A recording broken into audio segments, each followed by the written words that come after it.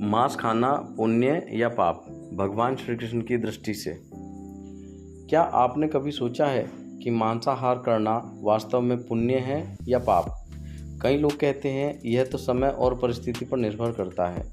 कुछ कहते हैं भगवान कृष्ण खुद मांस खाते थे, तो वहीं कुछ इसे आत्मिक पतन मानते हैं। लेकिन सच क्या है? श्रीमद् गीता में श्री कृष्ण ने कहा, क्या वे मांसाहार का समर्थन करते थे या इसके पीछे कोई गूढ़ आध्यात्मिक रहस्य छुपा हुआ है? आज की इस विशेष और संवेदनशील वीडियो में हम जानेंगे मांसाहार पर भगवान श्री कृष्ण की वास्तविक दृष्टि, पौराणिक और शास्त्रीय संदर्भ, और क्या आज के समय में मांस खाना सही है। तो इस वीडियो को अंत तक देखिए, क्योंकि अंत में मिलेगा एक गहरा आत्मिक दृष्टिकोण जो आपके विचारों को हिला सकता है। बहुत से लोग कहते हैं कि श्री कृष्ण ने भी मांस खाया था, लेकिन आइए इस भ्रम को पहले शास्त्रों से परखें। भागवत पुराण, महाभारत और भगवत गीता, इन तीनों में कहीं भी श्री कृष्ण के मांस खाने का कोई प्रत्यक्ष प्रमाण नहीं मिलता है, बल्कि श्री कृष्ण का जीवन रहा है सात्विकता, अहिंसा और करुणा का प्रतीक। उन्होंने गायों की सेवा की, गोवर्धन पूजा की और प्रकृति के साथ सह अस्तित्व का संदेश दिया। श्री कृष्ण गोपी, गायों और वृक्षों के रक्षक थे। क्या वे किसी प्राणी की हत्या को प्रोत्साहित कर सकते थे? नहीं। श्री कृष्ण ने गीता में स्पष्ट किया, आहार स्तवोपि सर्वस्य त्रिविधो भवति प्रियतः यज्ञस्तथा दानव तेषा भेदमिम शृणु।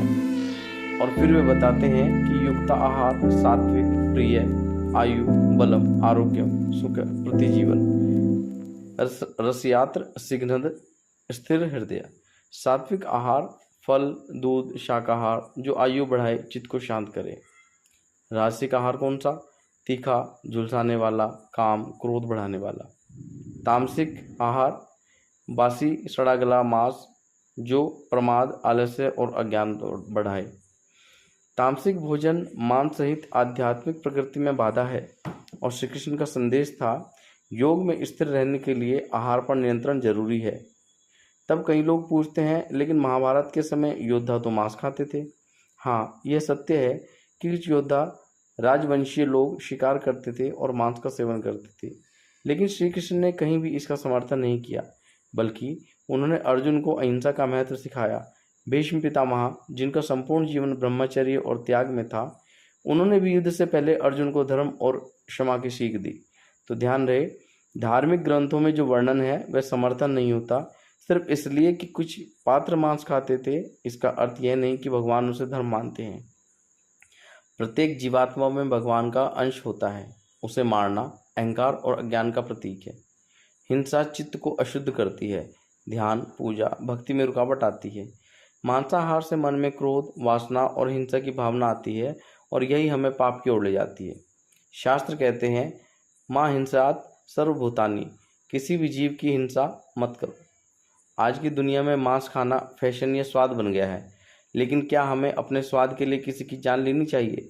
श्री कृष्ण का संदेश आज भी यही है, प्रकृति से प्रेम करो, जीवों में परमात्मा को देखो और सात्विक जीवन जियो, ताकि तुम अपने आत्म स्वरूप को पहचान सको। तो साथियों, आज हमने जाना कि मांस खाना पुण्य नहीं बल्कि तामसिक कर्म है, जो आध्यात्मिक रूप से हमें पीछे ले जाता है। श्री कृष्ण का दृष्टिकोण एकदम स्पष्ट है, जो तुम्हें भीतर से हल्का करे, मन को शुद्ध करे और तुम्हें प्रभु के समीप ले जाए, वही श्रेष्ठ आहार है।